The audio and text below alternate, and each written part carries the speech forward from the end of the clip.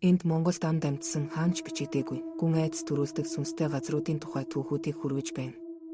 Эдгээр нь орон нутгийнхны дунд л яригддаг, интернетэд төдийлөн гараагүй, гэхдээ цочмоор сэжиг төрүүлдэг түүхүүд юм. Дарихийн Самаагийн байшин. Дарихийн 33 им буудлын ард нэгэн эзгүй байшин оршдог.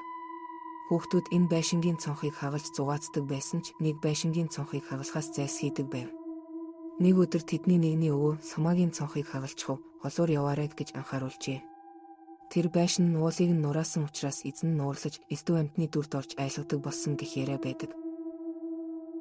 Шөнийн гичин шинэ Монгол ахлах сургуулийн орчим. Шинэ Монгол ахлах сургуулийн урд байрлах шинэ барилгад анх амьдрах болсон айлт шүн бүр тэг 2, 40 тэг 3, тэг цагийн хооронд хаалга балбах чимээ сонсогддог байжээ. Ганцаараа хонох үед хаалганы цаанаас хэн нэгэн орж ирж мөрөн дээр нь гараа тавьж байгаа мэт мэдрэмж төрдөг байсан гэдэг. Мөн нэгэн шүн ах нь хажууд нь хүн орж ирээд унтсан гэж бодсон ч сэрэхэд хинч байгаагүй байна. Хөвсгөлийн бөө дарахад эрт цагаан уул сум. 1980-аад оны дундуур Хөвсгөл аймгийн цагаан уул суманд Баатар нэртэй бөө галзуурсан охиныг эмчлэхээр очжээ. Тэрээр цамнаж хингэргээ дэлтэн тамлгаа дуудан бурайд хилээр охины өвөгийн сүнстэй холбогдсон байна. Энэ явдал нутгийнхны дунд ам дамжин яригддаг.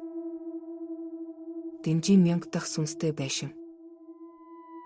Дэмжийн мянгад орших нэгэн байшинд амьдарч байсан хүмүүсийн яриагаар шүн бүр хаалга балбах, хэн нэгэн орж ирж байгаа мэт мэдрэмж төрдөг байсан гэдэг. Мөн заримдаа гэрлийн унтраалга өөрөө асааж унтардаг байсан тухай ярьдаг.